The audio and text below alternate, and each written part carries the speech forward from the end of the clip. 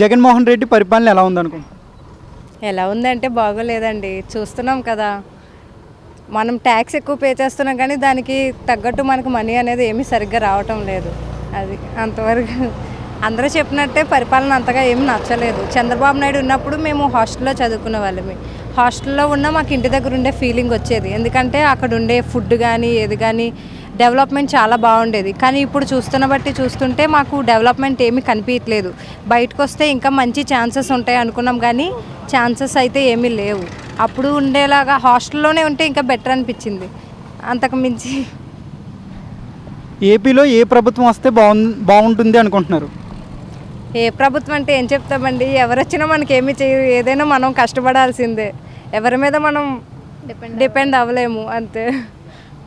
జగన్మోహన్ రెడ్డి హయాంలో విద్యా వ్యవస్థ బాగుపడింది అనుకుంటున్నారా?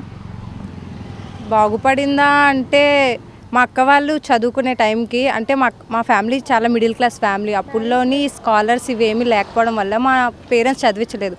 నాకు స్కాలర్ అయితే పడింది. దీని ప్రకారం చూస్తే ఈ విద్యా సంస్థలోని స్కాలర్ అనే వల్ల కొంచెం మాకు బెనిఫిట్ అనిపించి, ఇప్పుడు మా హస్బెండ్ చదివిస్తున్నారంటే ఇంటిని చదువుని బ్యాలెన్స్ చేస్తున్నారంటే నాకు స్కాలర్ పడడం వల్లే కదా నేను చదువుని ఇంకా కొనసాగించగలుగుతున్నాను. సో విద్యా సంస్థలో అయితే ఒక 1% నాలాంటి వాళ్ళకి యూజ్ అయిందని నేను అనుకుంటున్నాను అంతే. టీడీపీ జనసేన ఉమ్మడిగా పోటీ చేస్తున్నాయి, దీనిపై మీ అభిప్రాయం? ఎన్ని మంది ముగ్గురు కలిపి చేసినా పర్వాలేదండి, దేశానికి మంచి చేస్తే చాలు అంతే.